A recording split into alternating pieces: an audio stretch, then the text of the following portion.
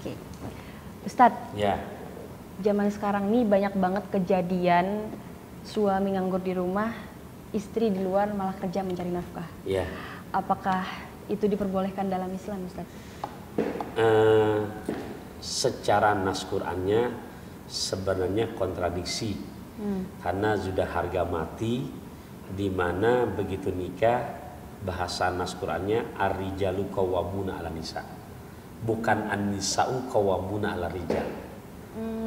Mudah-mudahan lewat ngaji syarif ini para pemirsa, khususnya para suami, jadi makin giat lagi untuk mencari rezekinya. Oh, Masya Allah, Ustadz ini pasti menarik banget nih Insya Allah. pembahasan hari ini ya. Tapi Ustadz ada mohon izin mau sapa-sapa dulu sahabat Silakan, muslim yang ya. ada di rumah.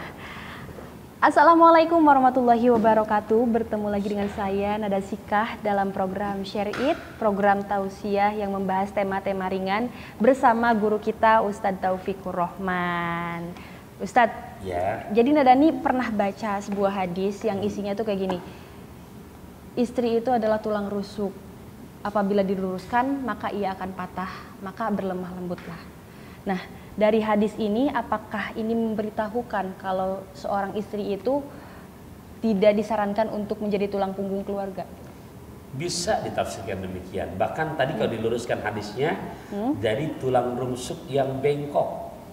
Iya benar. Tugas suami untuk meluruskan, tapi nggak boleh patah.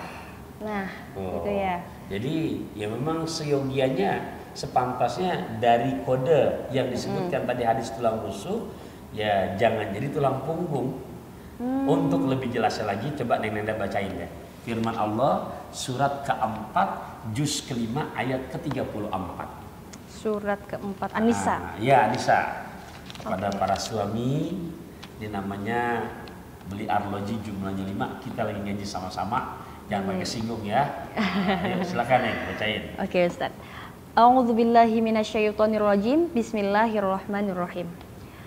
Ar-rijalu qawwamuna 'alan nisa'i bima faddalallahu ba'dahum 'ala ba'din wa bima anfaqu min amwalihim. فالصالحات قانتات حافظات للغيب بما حفظ الله واللاتي تخافون نشوزهن فعظوهن واهجروهن في المضاجع واضربوهن فإن أطعنكم فلا تبغوا عليهن سبيلا إن الله كان عليا كبيرا. Sadaqallahul Azim. Terima kasih ya kepada sahabat Syarif. Ini jawaban yang lebih mempertegas dari tadi pertanyaan yang pertama. Jadi kodratnya dalam rumah tangga sudah merupakan harga mati yang tidak bisa ditawar-tawar lagi. Ar-rijalu qawwamuna 'alan nisa bima faddalallahu ba'dahum 'ala ba'd. Adapun suami itu pelindung bagi perempuan atau istri karena Allah telah melebihkan sebagian mereka laki-laki atas sebagian yang lain perempuan. Sudah sunatullah. Allah ciptakan manusia terutama laki-laki dari postur tubuh yang kuat, gagah, keker, nggak ngoyo, nggak loyo. Itu udah sunatullah. Karena tujuannya untuk menjadi pelindung daripada istrinya. Pelindung di sini tafsirnya sangat dalam. Jelas pelindung secara universal, bagaimana melindungi istri kita betul-betul lahir batinnya bahagia. Jadi jasmani dan rohani. Nah, untuk melengkapi jasmani rohani bahagia perlu pakai materi. Materi nggak ada, harus dicari. Nah, jadi sudah sunatullah, jangan jadikan dengan sebab dunia terbalik yang akhirnya suami yang masak, suami yang nyuci, suami yang ngempu bocah, suami yang segala macam di rumah, malah istri yang bekerja. Nah, sekalipun memang akhirnya kode terjadi demikian, gimana caranya?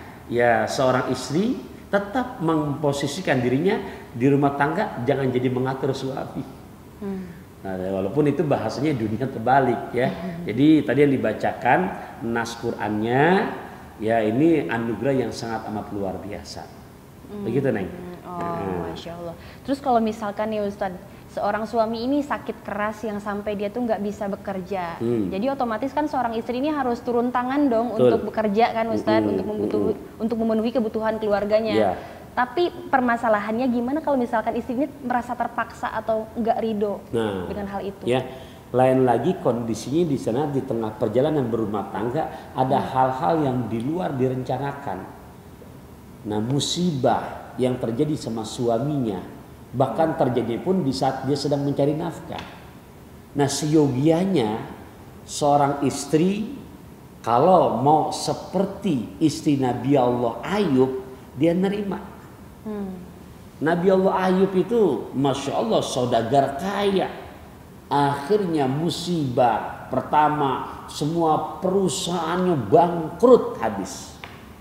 Kurang puas yang namanya iblis menggoda keimanan Nabi Allah Ayub, itu anak-anaknya semua kena penyakit menular, mati semuanya, meninggal dunia. Kemudian kurang puas lagi karena ternyata makin istiqomah ibadahnya, iblis minta lagi sama Allah, ya Allah kalau dikasih ujian penyakit sama dirinya pasti berkurang, dikasih lagi penyakit borok yang naudzubillah min dzalik, menimbulkan bau yang gak sedap, akhirnya diusir oleh masyarakatnya.